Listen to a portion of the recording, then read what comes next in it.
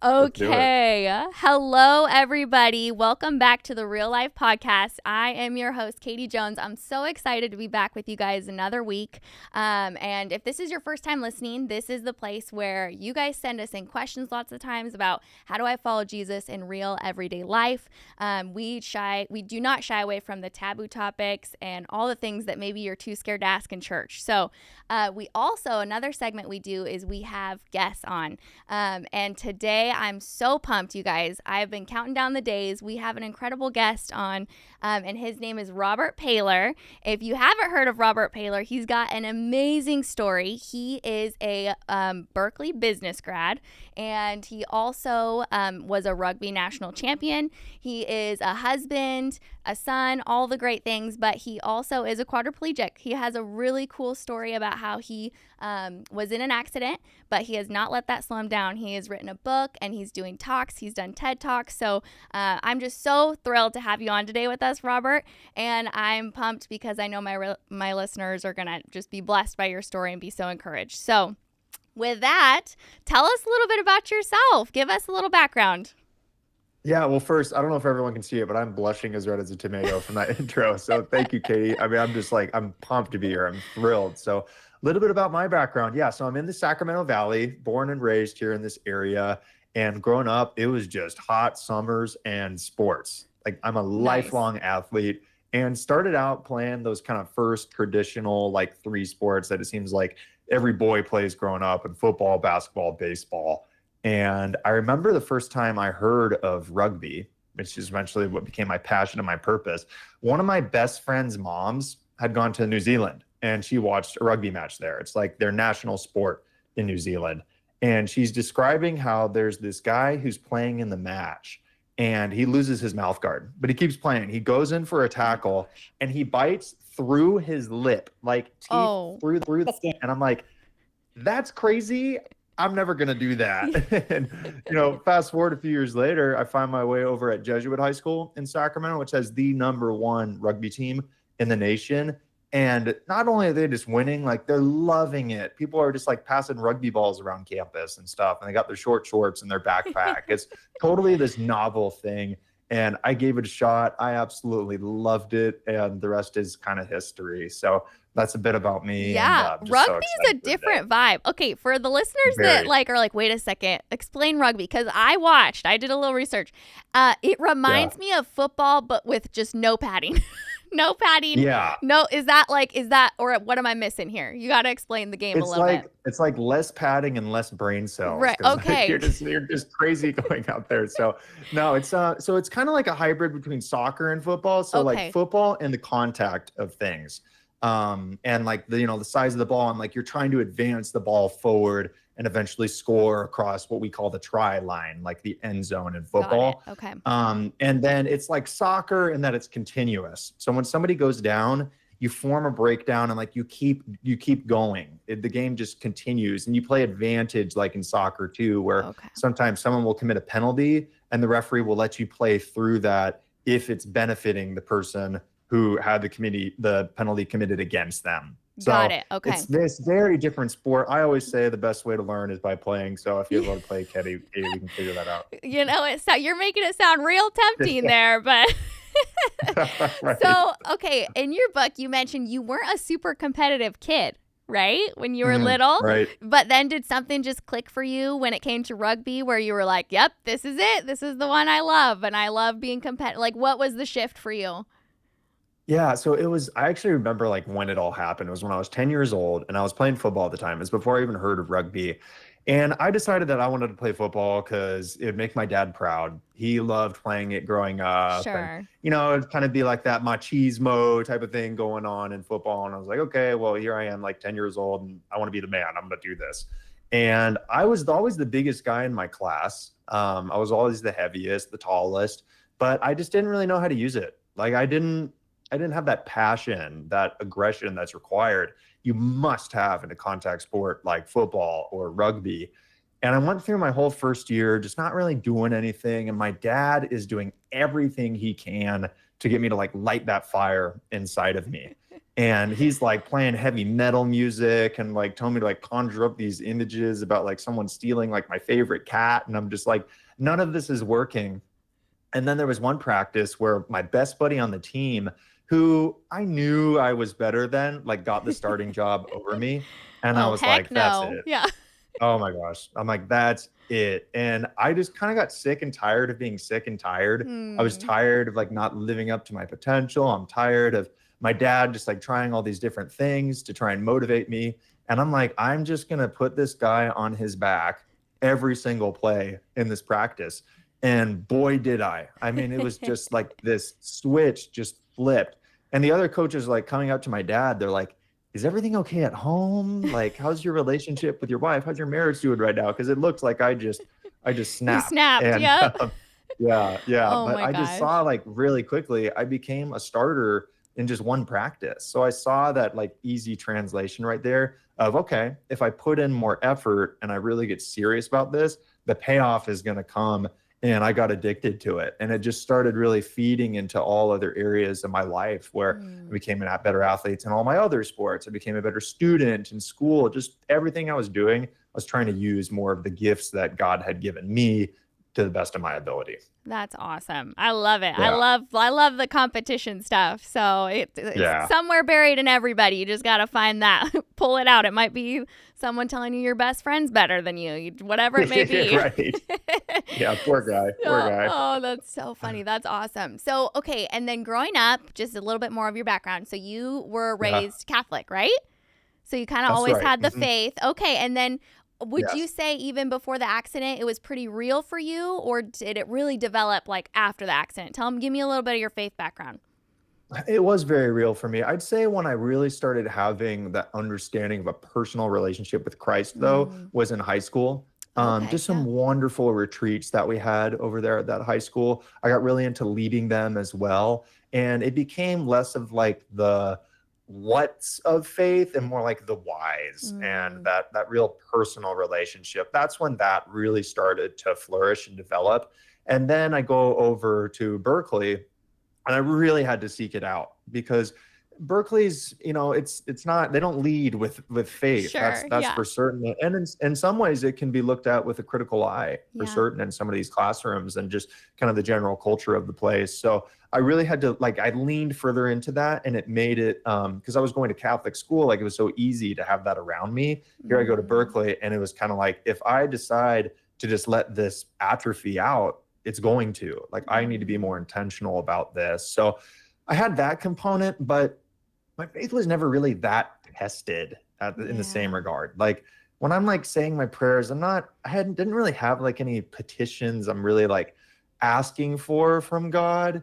It's more like using the things that I already had to the Mm, benefit of others and to like right. grow in that relationship, but didn't need anything. And then, of course we'll get to it. That changed. I needed a Right. lot. Yeah. Yeah, absolutely. Well, yeah, I can't wait to get to it, but I'm also like, man, I'm just so impressed by the foundation because I think even before your accident, it's very clear that you just had these really strong like values, moral mindset Mhm. even before the accident. So, do you think that had you not like how would it have impacted if let's say you did kind of let go and you as you said let that atrophy in college Yeah. what would have been the difference for you, you think? I don't think I would have been able to stand. And I mean, Mm, and this is biblical, like building that mm, foundation now so that if a storm ever does hit, we're going to stand strong. Like the person who built their house on sand versus solid ground. mm, That's really I was building that foundation on solid ground yeah. to where when my injury happened and the greatest challenge in my life comes forward, I wasn't trying to build in that moment. I was able to fall back on what had Mm, already been being developed and then further strengthen it through that test and that suffering that I was going through. So, and that's from a faith component. That's from kind of yeah. like that athlete component where Yeah. I was really working on pushing myself, like seeking discomfort. Like if I went to the gym and had a big workout and the next day I wasn't sore, I was like pissed off. I was like mad. Like I wasted my time. Why am I not sore? Yeah. So it just kind of it helped me to where I had these kind of values, principles that were already built up in this one sense. and then could translate that over in a new sense. But it's just, I had to have it. And that's like huge piece of advice I try to give everyone. Like, Yeah. don't wait for your life to become a challenge before you start challenging yourself. Like, be seeking growth through really good seasons. And then you kind of got those reserves built up that you can rely on when difficulty does come. And it always does. Yeah, dang, that's so good, Yeah. Robert. Very Mm. wise. So, okay, let's take us up to like a little bit before the accident. You're in college. Yeah. You guys got into, okay, and correct me, I'm like I'm not, my husband's super sporty. He would be making fun of me. So you guys, you make it to national championship, right? Which is a Yep. huge deal. Like, so from my Huge. understanding and reading your book, Berkeley, the rugby team, like that's a big deal. So I bet you were just Huge deal. pumped. Yes. Okay. Tons of work leading up into that, that mindset you're talking about where if I can't sit on the toilet the next day, it wasn't a good workout, you know, like I gotta be sore. So you Right. were working really hard. Tell us, like, lead us up to the moment. Totally. So I am playing rugby at Jesuit. I decided to kind of take that leap of faith and go into this sport. I've fallen in love with it. I mean, I love that continuous aspect of the game. There's a lot of camaraderie in rugby too. Like I felt like whenever I played someone in football, we were like mortal enemies for the rest of our lives. And in rugby, like after the game, in high school, we'd have like Gatorade and pizzas together. And then like when you get to drinking age later, like you go meet up in bars and you're like Yeah. talking with these people who you were just like trying to beat the snot out of for 80 minutes straight. And it was this really cool environment.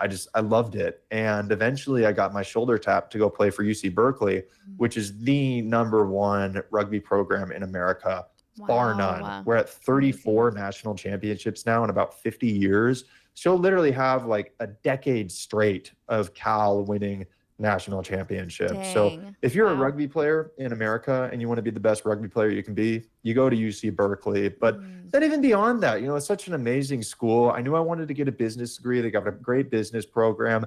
I just thought, like, if I'm going to really maximize my potential, it's going to be here. And my first year, when I showed up as a freshman, I was kind of like bottom of the totem pole. Sure. Everybody was MVP of their high school teams. They're all Americans. You're really going from like big fish, small pond to you just got thrown in the ocean and there's whales and great whites all around you. I mean, these guys can play. So I was developing my skills. I'm putting in my time.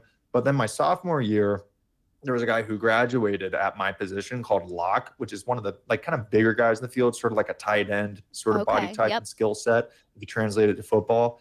And so this position had opened up, and there were some other guys who were older than me in the same spot who were really, eyeing it as well, and good players. But I put in a lot of extra work in the off season. I got really serious about my training, and then eventually I got this spot. So I'm starting as a sophomore for the #1 team in the nation. It's not an easy or common thing to do. No, that's amazing. Yeah, yeah.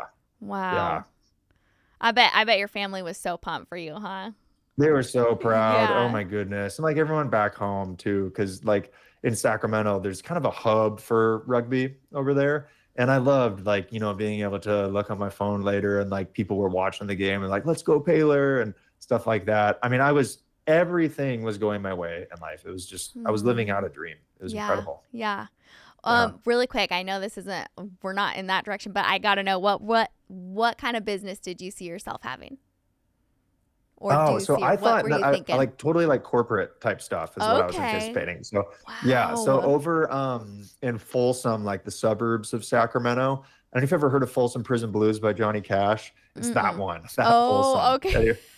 Yeah. Anyways, we're like known for our prison, but they also have an Intel campus over there. Nice. And I had an internship lined up like right before my injury. I was there on the phone with my hiring manager saying like, hey, gonna go win some hardware right now, and then we'll see you in a couple weeks. Can't wait to get started. But I kind of saw myself doing that, get into a corporate thing, a lot of tech over in Northern California. So probably do that, just kind of, try and climb my way up the ranks and make a good living and kind of support my family, all that good stuff. Okay. Well, which obviously, I mean, you're climbing in other ways for sure, even if and I know like you've just got so many skills that are carrying you. But okay, now don't let me interrupt you. Now get to the accident and tell us all about that day. Yeah, the big day. So May 6, 2017 is the day, national championship. We're competing against Arkansas State. And I'm not like an American rugby historian, but I don't think they've ever won a national championship. And on this day, we're going for number 31. So we felt Wow. really confident going Yeah. into this game. But this is a day of legacy. You know, Yeah. when you're growing up playing sports, you dream about moments like this. It's on Mhm. national television, huge stage. It's a legacy day where you're just like, when you're win a national championship, you're not just the national champion for the day, you Right. are a national champion for the rest of your life. So I'm thinking like this is the answer to so many of my prayers, Mm. and I can't wait to go out here, win this thing, and then be able to come back to Berkeley with my family and show them Yeah. that banner on the wall and be like, I was a part of something really great. Yeah. And it's very early on in this game that I'm competing in what's called a maul. And you might know this because you said you've watched some rugby games, but it's like when the bigger guys group up and we push as a single unit to try to advance the ball. And then the defense, they try to come in, they try to stop us from moving forward. So it's very much a boiler room. It's where the big guys thrive. And I was a big guy.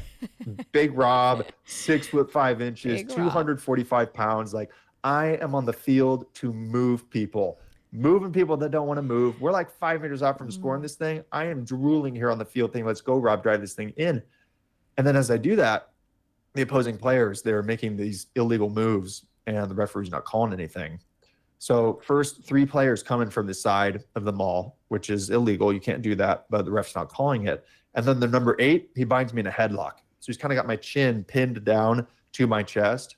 Now, normally in rugby, that's an automatic yellow or red card. You do that, you're gone, but the ref's not calling it. And then another player chops me down by my legs. So I start falling down and forward. This guy is pulling down with his full might on my neck. I can't get my head up. And I remember I just kind of closed my eyes. I grit my teeth. I feel this god awful snap in my neck. My forehead slams against my chest. It gets pinned there, literally nose into my sternum, and then just poof. I can't move anything. I can't feel anything. You know, like when your like hand falls asleep and you got like that pins and Yes. needles buzzing everywhere. It's like that over my entire body. I didn't lose consciousness for a second. I was totally Wow. aware of everything that was going on, but 100% numb and motionless from about my collarbone down. And my thoughts are running wild because I knew how bad this was. I had broken a lot of bones before, on my wrists, hands, stuff like that, playing other sports. So I knew what it felt like in competition. It was in my neck. You add that on top of the paralysis that I was having. And I knew that this was not some little stinger. This isn't something that's going to come and go and I'll be fine tomorrow.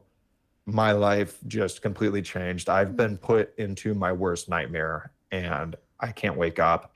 And I am just praying as desperately as I've ever prayed before. Just, Jesus, don't let this be happening. Don't let this be my future. I am scared. I am terrified. What am I going to do with my life? Mm. How can I help anybody else if I can't even help myself? Because I believe that God did and does have a plan for me. And I believe that that plan was good. And I'm thinking, how could this possibly be a part of a plan? And if it is a part of a plan, his plan is messed up. There's Yeah. nothing good about this. Yeah. So my trainers and doctors come over. They're trying to do like an assessment. And they're saying, Robert, can you feel this? Can you move anything? Everything is just no, no, nothing. Mm. And then I get stretchered off the field. And I remember when I knew like it was really bad, I was going off, and what do people do when they're coming off on a stretcher in a sporting game? They give a thumbs up, right? And they let the crowd know that everything's going to be okay. And I wanted to really bad, but I knew like if I tried, I just wouldn't be able to, and it just throw anxiety over me. But Mm. one of my best family friends was there, and he said, "Robert, give us a thumbs up." Like I tried as hard as I could, and I couldn't just like give a thumbs up. And I think this is so bad. So I get over to the hospital. They do a bunch of medical imaging, x-ray, CT scan, MRI. Doctor comes back, bad look on his face. Very matter of factly, he says, Robert, you will never walk again. You will never move your hands. We're going to do our best so that one day you can do something like pick up a piece of pizza and bring it to your face. And if you can do that, you made it. Like if you can just feed yourself, you beat all the odds. And then he recommends surgery to me, a spinal fusion surgery. So he explains that the disc in between my C5 and C6 vertebrae went into my spinal cord, and I'm fracturing at my C5 and my C6 vertebrae. So that damage that was done to the cord might only continue to increase unless we perform an emergency spinal fusion surgery, which essentially casts those two vertebrae together. So he says my best chance has stability and recovery, but it's a potentially life-threatening surgery. My body was already freaking out. I had a fever that was like steady at 103. I peaked up to 105 at one point. And then the surgery is performed through the front of your neck. They move your esophagus over so they can get into your spinal cord.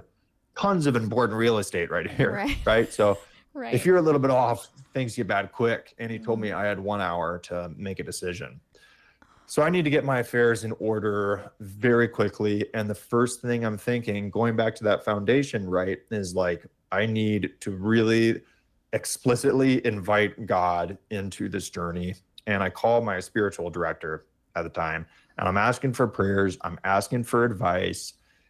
He gives me this piece of advice before he hangs up the phone that just really changed everything about my outlook. And it gave me a lot of power in what should have been a powerless situation. And he said, Robert, throughout this journey, there's gonna be a lot of things that you can't control, but the one thing you always have control over is your mindset. So your positivity, your ambition, your willingness to wake up every day and fight this is up to you. And this injury can't take that away from you. So I got to think, like, in that moment, I didn't have a lot. You know, I didn't have some doctor saying that everything was going to be okay. I didn't have these signs of life showing up, and I certainly didn't have the odds on my side. But I had my mindset. I had that decision to keep moving forward, and I had that patient trust in God that this is a part of the plan, that this is going to be used for good. So I could really kind of give up any control in this and realize that God's the one in control here, and I can move forward with confidence. I decided to go into that surgery. My brother held my phone in front of me. We FaceTimed my best friends. I told them that I might not see them ever again, and I love them. And I said my prayers with my family. I got rolled into that operating room. They put the gas mask on me. I start counting down from 100. I think it got to like 97. It's lights out. And that concludes May 6th of 2017 for me. Oh man, Robert. So many good things to unpack, and like just what a horrific thing to go through. I remember you one part I like made me tear up in your book, you telling your brother you better not cry, or you said something where it's like you cannot. So like it was you trying to keep yourself strong, and then also trying to tell those people closest to you like do not lose it in front of me, you know, like that's so wild. What was and you also said like they weren't even allowed to give you a hug because, you know, obviously you can't be touched. So I can only imagine the immense fear you had going into that. Huge fear, and also really afraid of how this was going to impact my family. You know, I always really tried to be strong for them, especially my little brother. You know, I tried to be a role model for him, and he wasn't at the game. He was taking his SAT that day, actually. My parents were, and they saw it all happen. It was horrible, but I knew my brother coming over there could really crush me if he broke down. I mean, I was just at my weakest point, and I needed to just keep that shred of composure that I still had to make big decisions, like going into the surgery. And I told my mom, I was like, you need to tell him before he comes into this room, he's not allowed to cry, because if he does, it will break me. And not only did he not cry, I mean, imagine him holding that phone as I'm in tears and my friends are in tears, talking about what just happened and what's to come, potentially the last time I'll ever speak to them ever again. And he was the strongest person in the room on that day because he kept it together. And I needed that so desperately. That was something that I was really fearful of, like, how is this going to impact them? And from that moment on, they have just showed up and they've supported me in ways I can never really repay that kind of gratitude, you know? Yeah. I'm so glad you have such a great family. That's definitely a testament. So for you explain it to me. So this surgery, it was obviously like, this is your only chance to do it because they had to do it within an hour. What was the other option? Like, if we don't do this, then what? The other option was essentially we would just see if my spine can heal on its own. And the other thing that you can do, it's really painful. It's called a halo. It's more rudimentary. They will like drill into your skull and have like rods that connect down to a brace that's on your shoulder to make sure that you don't move your neck at all. Because that the reason Wow. nobody could hug me is because if I moved my neck even a little bit, it could cause permanent damage to my spinal cord. So Gosh. that fusion was just a way to really just cast it together. It's like if you were just to really bolt a joint together where it can't move anymore. We're just looking to do that with that two vertebrae. The name of the game with Wow. these things is just swelling, and you need to get that swelling down as fast as possible. And they Mm. said that there's some inherent risk with the surgery, but it's going to be your best outcome. So they made it Yeah. pretty clear for me. I got to go for this. Yeah. It sounds like it wasn't really a hard decision either. Like, you were like, from the get go, you were like, I want Yeah. my best shot. Totally. And I was thinking, in the back of my mind, I was kind of thinking, I don't think they'd recommend this to me if like there was a really strong chance that I wasn't going to make it. Yeah. I felt I was in a really good facility over in Mhm. Santa Clara. I just so happened to be next to one of the best trauma facilities for spinal cord injuries in the nation. This doctor that I had, while I don't think his bedside manner was so great, I think there was some room for improvement there. His surgical capabilities are like top notch. So I'm thinking like I can put my trust in these people Mhm. and give myself the best chance of recovery. Thank goodness I did, because I think that what they did that day really helped me in the long term. Yeah, yeah. So, okay. Yeah. So that happened, but you're nowhere near like what you're about to go through with the pneumonia. So Yeah. tell our listeners, tell them what happened next. Yeah, so I was really hoping that I'd go into the surgery. They'd be like, Robert, we found this kink in the cord, like, but you're totally fine now. Just walk out the doors. Like, don't forget to leave a tip on your way out. Right. Like, Yeah. that's what I'm hoping for. And then I wake up and my hopes did not come to reality. Mm, That was not a bad dream yesterday. This was yeah. real. My body's still numb. I can maybe move my arms just a few inches off the bed, but I couldn't scratch my nose, like nothing. Mm, And then very early on, I start having problems with swallowing. I can't swallow anything.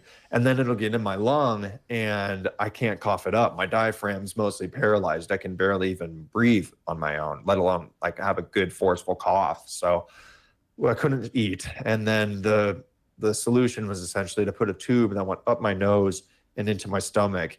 And I broke my nose like 2 or 3 times playing rugby. It might look fine out here, but on the inside, there's no straight routes. I mean, it's just kinks and turns everywhere. I don't know if you ever did one of those COVID tests where they're like tickling your brain all the yeah. way up there. Like that times a million, This part of your right? book, And I'm I'm not just, gonna lie, this made me pucker reading it. I was, oh, oh, I can't even imagine. I bet when you think about it, you still probably get like the goosebumps. Like, how could you oh, I not? do.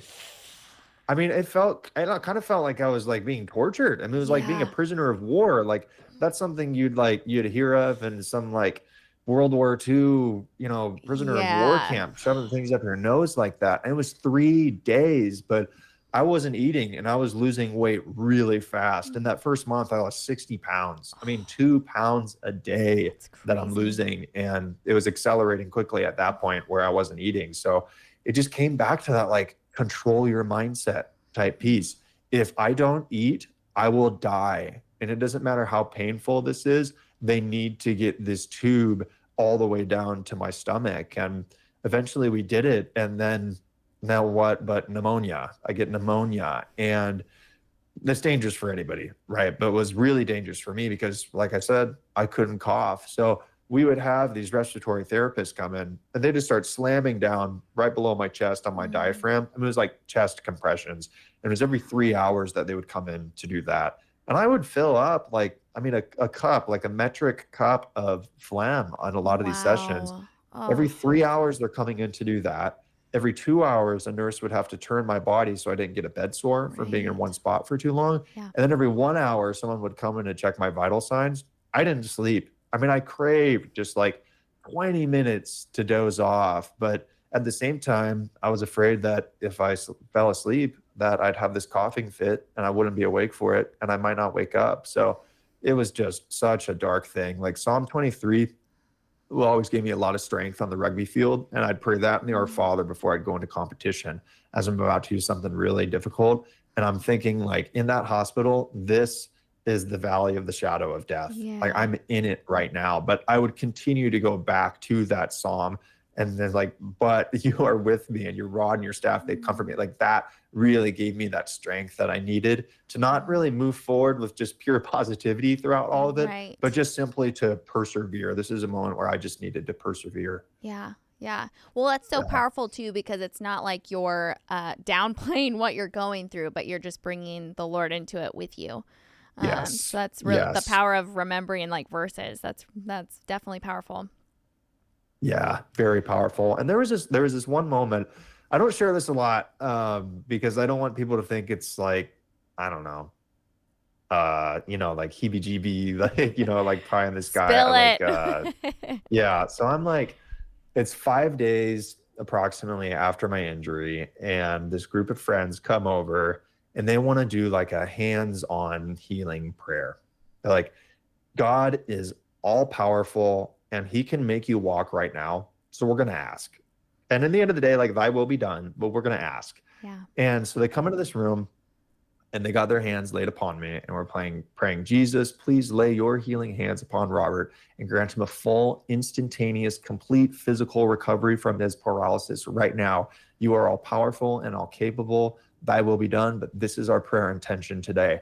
And throughout this whole thing, like, I'm keeping my eyes closed and I'm praying, and I'm praying as desperately as I possibly can. And I'm kind of like, I know you're not supposed to do this, but I'm bargaining a little bit. And I'm thinking, like, if you heal me right now, I will spend the rest of my life proclaiming your goodness and the fruit, the gifts that comes from belief in that relationship with you. But nothing's happening. And they're thinking, like, do you hear anything? Do you see anything, or any thoughts coming up in your mind? And nothing really is. But then a few minutes into it, I feel this, because I had like deep pressure sensation at this point. I could feel way better than I could move. And I could feel everybody's hands on me. And then I feel this extra hand on my knee. And I open my eyes and I can't see anything. But I, like, clear as day, I swear to you, I feel this hand on Wow. my knee. And it's in that moment that I'm just filled with this incredible peace. And I think, like, I'm not going to walk today, and I'm not going to walk tomorrow or the next day or the day after that. But I believe that one day I will. And it will be my fight and perseverance, faith and trust in God. That's what will draw others closer to Christ. That's where God will use this horrible injury, what seems like a complete curse, and use it for good. And I felt that hand on my knee for 3 months. And in all those moments when I was really going through it, I was having a tough time, I just kept going back to that, where it's like, I'm not alone right now. I'm never alone. And it was that, like, that feeling, that real tangible feeling of presence that helped me through what was the most difficult point of my life. Wow, that's amazing. Yeah. I mean, you know what? We've had questions. We've had people write in and ask the host, Pastor Dale, questions about. They've said, I've been in a wheelchair for this long, and is it because my faith isn't strong enough? Is it? There's still kind of this. Sometimes in the Christian culture, I think we've had a background of like, oh, if you just believe more, or if you just have enough faith. Yeah. Speak to because obviously that's not true, and that's not even biblical. Right. And God does heal, but sometimes it's not in the way we would hope. So would you speak to the person that's listening that maybe has that mindset? And did you ever struggle with that? Or was that something you're like, absolutely didn't struggle with? I was conflicted with it because, you can take things out of context in scripture and make it seem, if you just believe enough, then anything you ask for is going to be granted. Kind of like, ask and you shall receive, seek and you shall find, knock and the door shall be open. It's like, I am knocking on this door. I'm asking for this healing. I'm being very direct about what I'm looking for here. And it's like this phrase of thy will be done that we pray in the Lord's Prayer that I really had to, like, grow in, to where I think it's good to voice your desires. I think God wants all of us. And that is like those areas of things that we want to. I think he wants to hear all that, our frustrations and things that we're going through. He wants all of us. But I think at the end of, like, each of these petition prayers that I've had, I've really had to grow in being able to say, thy will be done, and being open to that greater growth. Because the way that I think my faith has matured most throughout this is a different view of suffering. Mm. And I think especially like in American culture, this kind of like then like our modern West, we're just like in pursuit of maximal comfort at all times and like pleasure and comfort seeking. And you got to think like that's not how Christ lived. Like Yeah. he took on immense suffering, and the greatest act of love that can ever exist was the greatest act of suffering that's Yeah. ever existed. To take he who was without sin to take on the sin of the world. And I think now of like, what's the symbol of our faith?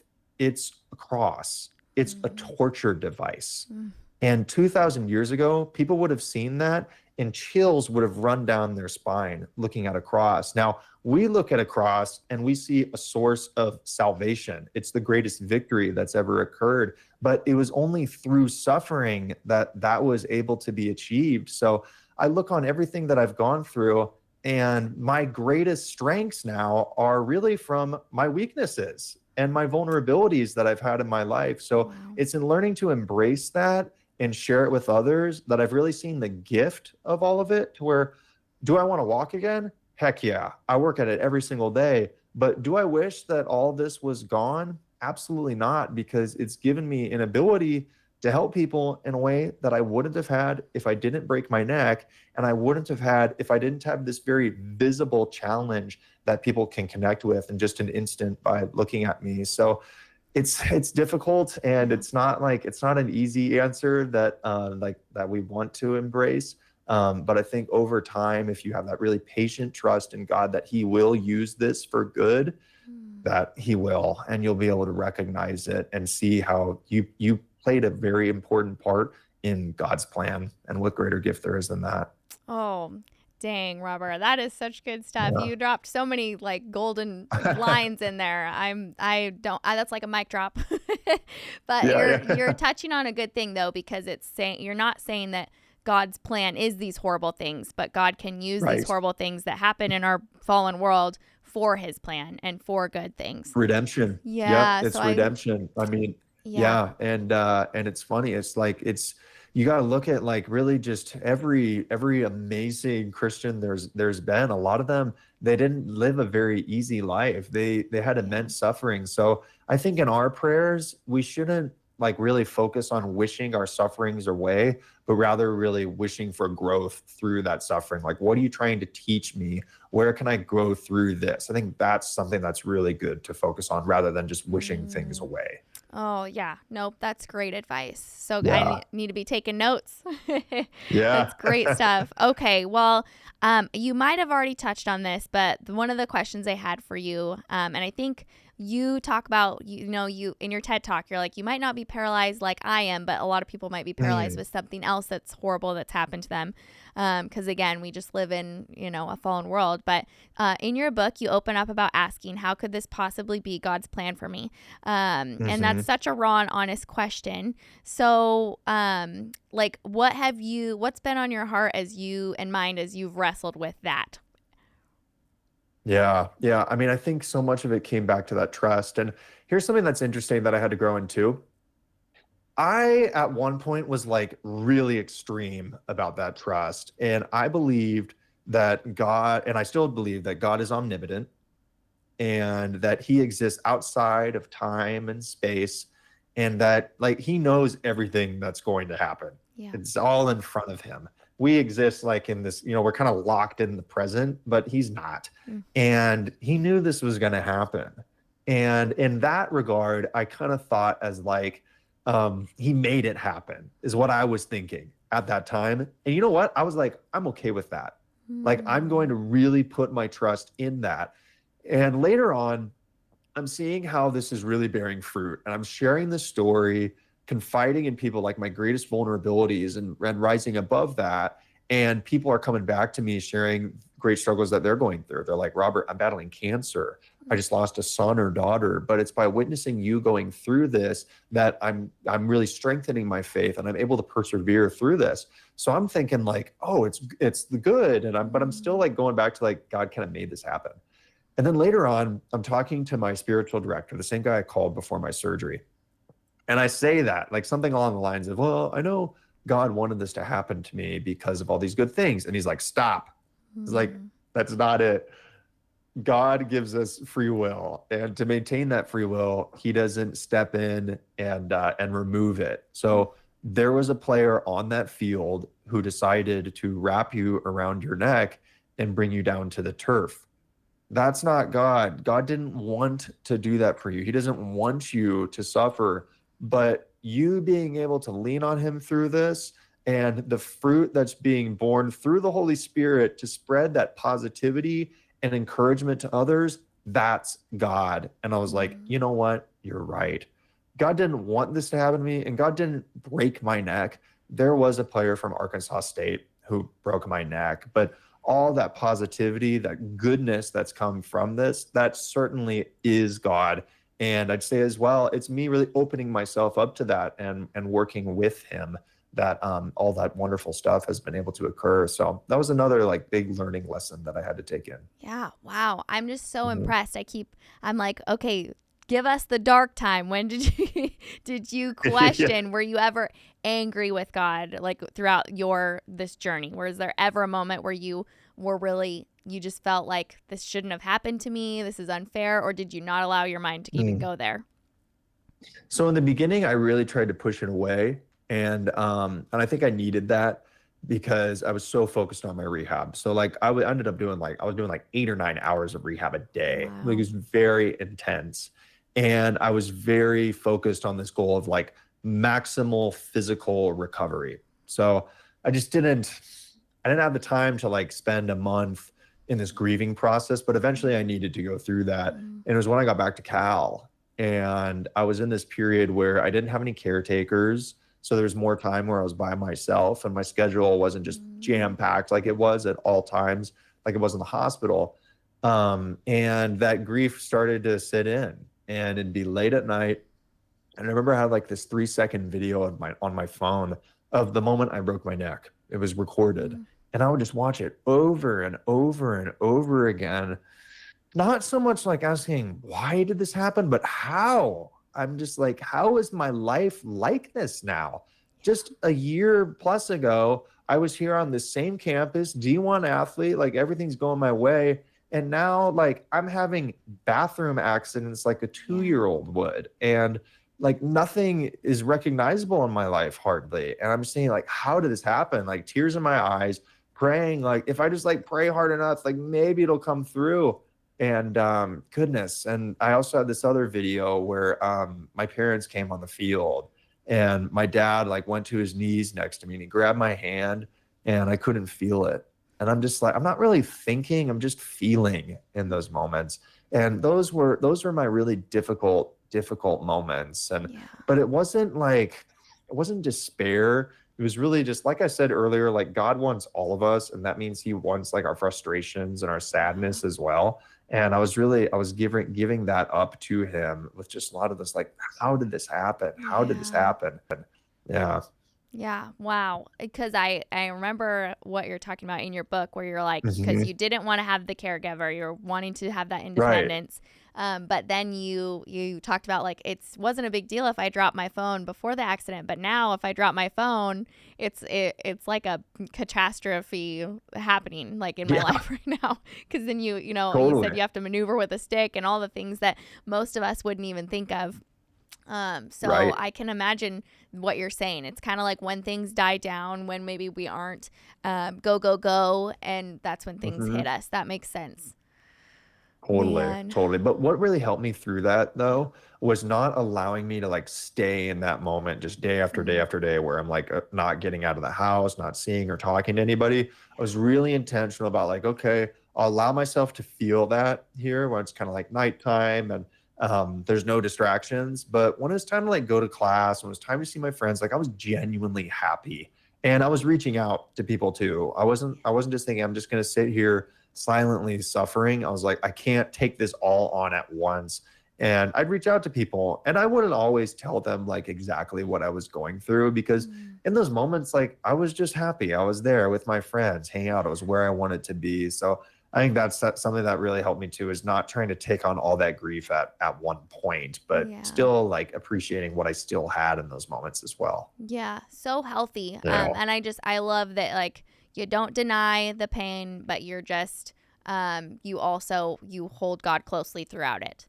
So Right. you have such a great mindset, Robert. But you in the book you talk about, like, when I walk again, I'll be happy, or like when I get those first Yeah. steps. Take us through the journey, because obviously 8 to 9 hours of rehab is crazy. And you guys can Yeah. follow Robert. He shows all this stuff on his Instagram, and it's just wild how much effort you're putting in and day out just to get those few steps. It's so inspiring. But so you're working really hard towards this goal, and then your mindset throughout that was like, when I can do this, I'll be happy. So tell people about that Yeah. and what you found at the end of it.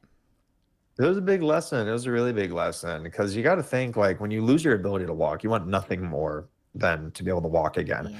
And you also got to think, like, when that moment does come, it's going to be huge. Like, that's got to be a high that just lasts a lifetime, right? And I was pushing for that really hard. And in some ways, I was thinking, like, I'll allow myself to truly be content, truly be happy when I take those first steps. Like, then everything's going to be okay once I can just take some steps. And it took me about 8 months. And I'm in Denver, Colorado at a new hospital. It's cutting edge. And I'm getting a lot of progress back. And I get to this point where I can go for my first steps without a harness. I still got my walker, but nothing that's holding me up. Like, this is me on my body weight, moving my legs, taking my steps. And I had my best buddy in front of me and my mom to my side recording the whole thing, and my team of physical therapists. I get up into there and it's like, all right, Rob, take that step. And like, I'm kind of like cautiously, but like, Yeah. pushing for it. I move my leg up, plant it, like, nice. Take another one, take another Yeah. one. I go all the way down the basketball court. I come back and like, I sit down and I'm like, here's that moment. And like, we're high fiving, fist bumps, like all that good stuff. And like, awesome stuff. Like, all right, well, like, go to your next workout. And like, we'll see you tomorrow. And I'm like, wait, like, that's it. Yeah. This is the moment. This is it. Yeah. I was told I would never walk again, and I just did it. Like, you'd think Yeah. this would be huge. And I think I put in the book, like, I don't even remember what we did to celebrate. I think we went to like Chili's or something because I love the chips and salsa and Can't go like wrong dipping the with big chips and mouth bites in the salsa. ranch. They're so good. They're so good. But here, like, it wasn't this life-changing moment, and Yeah. things just kind of they normalize after time. And then you have your next challenge and your next challenge. And it just showed me, like, you can't really allow yourself to ever say, like, I'll be happy when this happens or if this happens. No, you need to really give yourself that peace and that joy right now in every moment of your life, because this injury also showed me that life is fragile Yeah. and life can change very quickly. So that's not reason to just put bubble wrap over our entire bodies before we decide to go in the car. No, it's really that like sense of gratitude to where, like, you're not going to let like a normal day pass you by, and you can always reflect on the things that you are grateful for on the end of the day, not focusing all your attention on the things that might not be going your way or the things that are bringing you down. So Yeah. I think goals and ambitions are important. We ought to have that, but it needs to be in balance with still having joy for our lives right now. Yeah. Oh, I feel like anybody, wherever they're at, could relate to that, because I read that and I'm like, I'm so Yeah, guilty of this, we when all I are. finish this, or when I have this, or for people, it's like, oh, when I save up this money, or when I take this trip. Like, Mhm. especially in the American culture you're talking about, we don't like to suffer, and we always are looking to the next best thing. So I Yeah. feel like that was just such valuable advice, Robert. Just incredible. The other thing, mindset wise, I wanted to touch on, I know we're coming up on time because we just have so much good stuff, but you talked Yeah. about a mentality of compared to what. And that was Mm. really inspiring to me too, because again, like, I never want to sound like we're brushing over someone's pain, like, oh, it's Yeah. not as bad as someone else's. But you talked about it was kind of another act of faith. I'm Mhm. having a trouble remembering, but it was a place you went where there is miracles that happen sometimes. Like, Yeah, Lords. yes, Mhm. thank you. And Yeah. you were like, no, you weren't super banking on it being a miracle, but you're like, I'll try anything. But you were Yeah. surrounded by people where you were like, they would give anything to be in my position, because I'm at least, I've got a long life ahead of me, and these people are dying of different things. Talk about Right. that. Yeah, that trip changed my life. And it was exactly 1 year after my injury as Mm. well. So I'm thinking like this is just a really big moment for me in general. But yeah, like as you said, Lourdes is a place that's known of miraculous healing. I think it's the second most visited religious site in the world, actually, Wow. behind Mecca, which is of course obligatory for Muslims to go visit. So it's a really like it's a big deal to go to Lourdes. I had not heard of it before, but then I got hurt, and this group called the Order of Malta reaches out to me, and every year they do this pilgrimage, bringing sick and injured people to Lourdes. Yes, like in search of that miracle, but Hmm. more it's like the internal healing that you Yeah. receive. And that's what I got because I bathed in those waters and I didn't walk out of them, but there Hmm. was just this work being done in my soul through the people around me that was giving myself that really healthy perspective Hmm. where I'm talking to people and they're like, Robert, I have stage 4 cancer blown out through my entire body. I'm measuring my time in months, weeks. I have a beautiful family. I would do anything to just have time with them. Or there was another guy there who had ALS and it was progressing. He could walk, but it was difficult. And he could speak, but it was pretty strained. And he's just saying, like, I move less and less and less every single Hmm. day to an eventual reality where I won't be able to walk. I won't be able to breathe. I might not be able to even open my eyes, but I'll be totally clear and conscious in my mind while this is going on. What I would give to just like have that time back. Yeah. And I'm thinking, like, I went through a really difficult point where my life was in jeopardy, but now my life is guaranteed just to the same extent as all of us. I don't Yeah. I don't like wonder whether I'm going to wake up tomorrow or not. And these guys would give anything to be in my situation. That and the thousands of other people who were here having this experience. And I was talking to someone over there. We were having a beer and we're talking about this perspective. And then we come up with that phrase, compared to what? So they'll say, like, oh man, I'm really tired, but compared to what? Yeah. Or there's a lot that I'm going through right now, but compared to what? There's so much that I can do.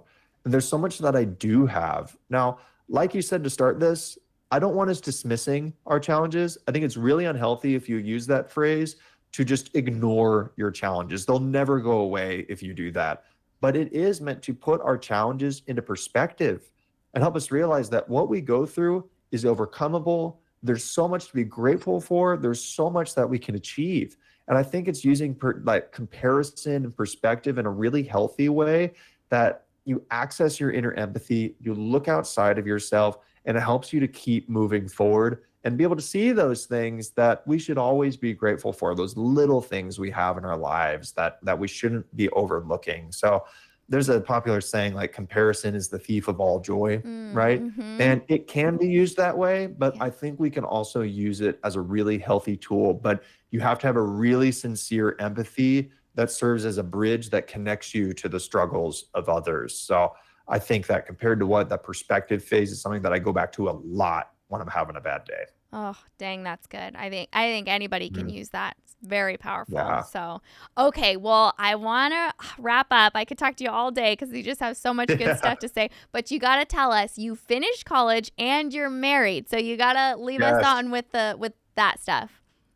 Oh my gosh. Yeah. Like we were saying before this, my wife is so much cooler than I. So I don't know how I did it, but I did. I'm all blinged up now. And we met over at Cal. We didn't know each other before my injury, actually. And then I meet her at this, it's like a Christian athlete group. It's called Athletes in Action. Nice. And I'm going to this meeting and I think like, oh my gosh, like she's like this tall, beautiful girl. Like I'm going to do my thing here. Like I'm going to Yeah. shoot my shot. I thought it was like a swing and a miss. I thought like Robert, move on, dude. She's not interested. That was just like me and my insecurity issues. Thank goodness one of my best friends on the rugby team is now married, but at the time was dating one of Carson's best friends, my wife on Okay. the rowing team. Nice. And my buddy's like, dude, you're an idiot. Like she really likes you.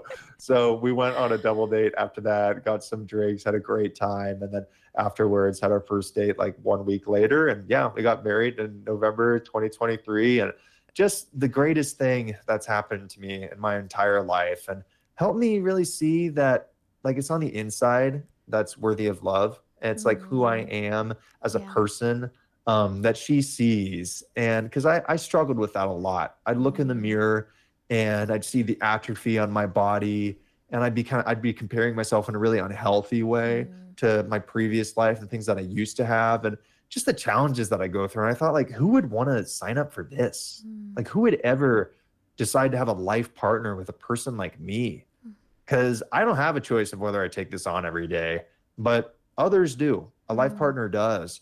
And I just thought nobody would ever do that. But Carson, my wife, she does every single day and shows me that it's not how I look and it's not what I'm doing that's worthy of love. It's who I am on the inside. That's true for all of us, by the way, that all of us are worthy of love because that inherent value that we have. Oh, so good. I love that so much. And Yeah. honestly, I feel like that is really encouraging to men today because I feel like there's kind of Yeah. a big dip in the dating world and it can Yeah. be intimidating. But like you just pushing past that, the enemy voice, obviously, because none of that is Hmm. true. And your wife would agree. But I just love that. I love that story. That is so stinking sweet. Well, Yeah. It is great. congratulations. And like I said, I stalked before we had so I saw your guys' wedding where you stood and got the first dance. I It's know. so sweet. So is there anything else? I know you're probably busy, so we got to wrap it up. But leave us with anything that you like that you don't think we went over. Is there anything else that you would love to leave our listeners with? Gosh, I think like what's coming to me right now is like I think we all ought to have a really good mental diet. Mm, That's something that I think like this show is awesome for.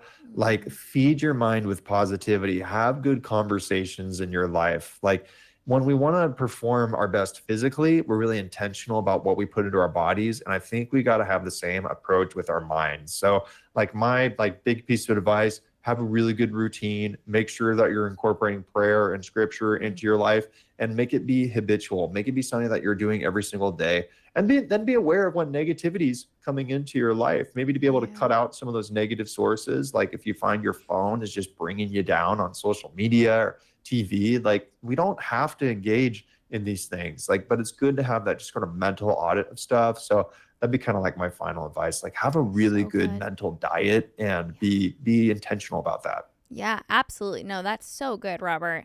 Thank you so much. I mean Yeah. just so many good things, you guys. I know that this added value because Robert's just adding value wherever he goes with just such an incredible story, incredible mindset, incredible advice. Where can people find you? Everywhere, Yeah. like all the social media stuff. Yeah. So the Yes. name, like Paylor, is kind of like a different last name. So I have kind of a monopoly on the name Robert Paylor with a Paylor. P, Uh, like that's Papa. right. Yeah. Yeah. Yeah. P as in Peter, Aylor. Like I'll get Yes. my Starbucks order right every time if I do that. But anyways, yeah, TikTok, Instagram, X, Facebook, LinkedIn, all those places. Just look up Robert Paylor. And then the book, Paralyzed to Powerful, Amazon, Barnes and So good. Noble. I did an audiobook myself as well. I narrated I it. didn't know Um, that. That's yeah, I awesome. did. Oh, Yeah, so cool. yeah, And you do speaking events and all the things. So yeah. definitely go give him a follow. Get his book because it is incredible. 10 out of 10. And it was just so great to have you. Thank you for taking time and Thank coming on and you. chatting with us. Oh my gosh, I had so much fun. This was incredible. Thank you for having me. Oh, absolutely. All right. Thanks, Robert. Thank you.